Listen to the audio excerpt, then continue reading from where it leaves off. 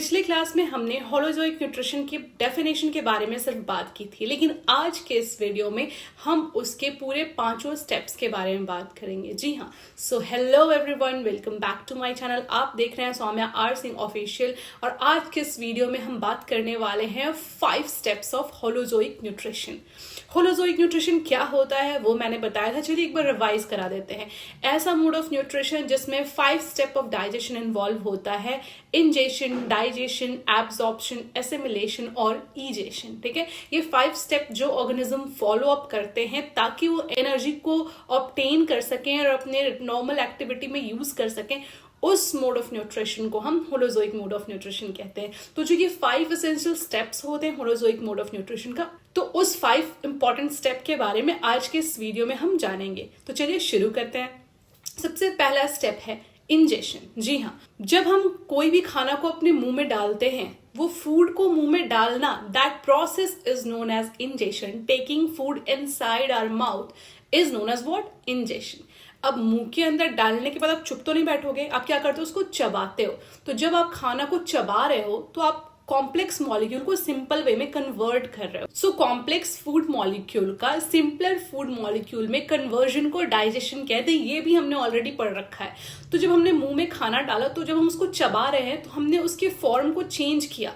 थोड़ा सा जो कॉम्प्लेक्स फॉर्म था उसको थोड़ा करके सिंपल फॉर्म में कन्वर्ट कर रहे हैं, फिर वो हमारे पेट में जाके पूरी तरीके से पचता है एंड ऑल। सो जब हम कॉम्प्लेक्स फूड मॉलिक्यूल को सिंपल फूड मॉलिक्यूल में कन्वर्ट कर रहे होते हैं, उसको हम डाइजेशन कहते हैं। The process of conversion of और breaking down of complex molecule into simpler form is known as what? Digestion. ठीक है, इसके बाद हमारा जो थर्ड स्टेप आता है कि जब आपने खाना को पचा लिया तो अब उसके अंदर के एसेंशियल न्यूट्रिएंट को एब्जॉर्ब करती है हमारी body. So the absorption of essential nutrients inside our body is known as what? Absorption. ठीक है, यानी कि जो भी एसेंशियल न्यूट्रिएंट मिला खाना को डाइजेस्ट होने के बाद, उससे निकलने वाले न्यूट्रिएंट को हमारी बॉडी जब एब्जॉर्ब करती है, उस प्रोसेस को एब्जॉर्प्शन कहते हैं। सो डेफिनेशन क्लियर है?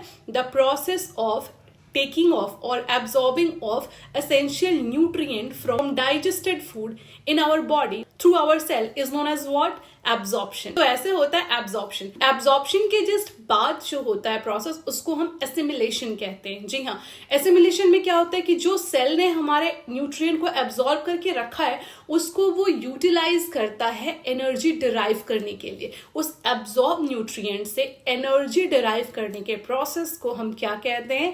एसिमिलेशन। ठीक है, the process of obtaining energy from digested food or from absorbed nutrient is known as what? Assimilation. ये प्रोसेस क्लियर हो गया।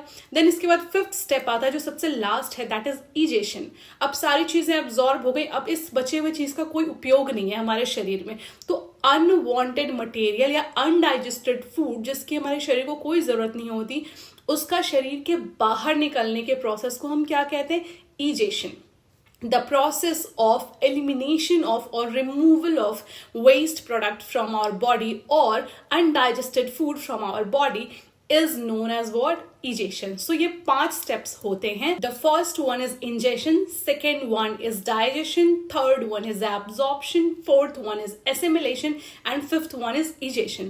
So ये 5 steps of holozoic nutrition कौन कौन से होते हैं, इनके डेफिनेशन क्या होते हैं, आई होप आपको क्लियर हो गया होगा। लेकिन वो कौन कौन से ऑर्गन है जो पार्टिसिपेट करते हैं इन सारी चीजों में ह्यूमन में, वो हम जानेंगे। यानी ह्यूमन के डाइजेस्टिव सिस्टम को जब हम क्लियरली पढ़ेंगे तो हम प्रॉपरली ये 5 स्टेप कैसे होता है वो जानेंगे। लेकिन उसका एक ग्लिम्स में दे देती हूँ कि कौन कौन से ऑर्गन है जो ये सारे 5 स्टेप्स को करने में हमारी मदद करते हैं।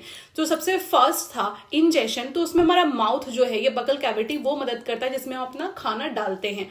ठीक है, second one is digestion. Digestion में कुछ ऑर्गन्स हैं जो मदद करते हैं, जैसे हमारे मुंह के अंदर प्रेजेंट होता है दांत, जीभ, सलाइवा, ये सारी चीजें मदद करती हैं। वेयर एज पेट के अंदर कई gastric juice, of course stomach तो आएगा ही, और कई गैस्ट्रिक जूसेस हैं जो मदद करते हैं फूड को डाइजेस्ट होने में। एब्जॉर्प्शन का काम करता है हमारे स्मॉल इंटेस्टाइन में प्रेजेंट विलाई, फिंगर जैसा स्ट्रक्चर होता है, इसके साथ कहीं ना कहीं लार्ज इंटेस्टाइन भी एब्जॉर्प्शन में मदद करता है, क्योंकि जो भी अनडाइजेस्टेड फूड है उसके अंदर से कुछ बचे खुचे वाटर को वो अब्जॉर्ब कर लेता है। ठीक है, तो एब्जॉर्प्शन में लार्ज इंटेस्टाइन भी मदद करता है। इसके बाद बात करते हैं एसिमिलेशन का, तो वो हमारे बॉडी के सेल्स परफॉर्म करते हैं।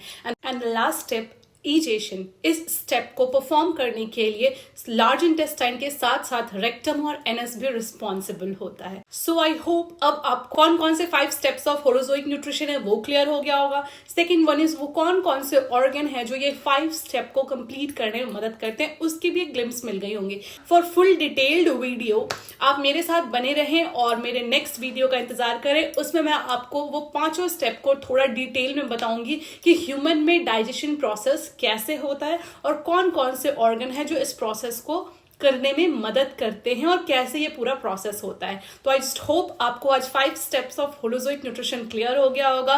So for more such video please बने रहे मेरे साथ, और अगर आपको ये वीडियो इन्फॉर्मेटिव लगा है देन प्लीज मेरे वीडियो को लाइक करें, मेरे चैनल को सब्सक्राइब करें और हाँ, बेल आइकन को हिट करना ना भूलें ताकि आपको नोटिफिकेशन आते रहे।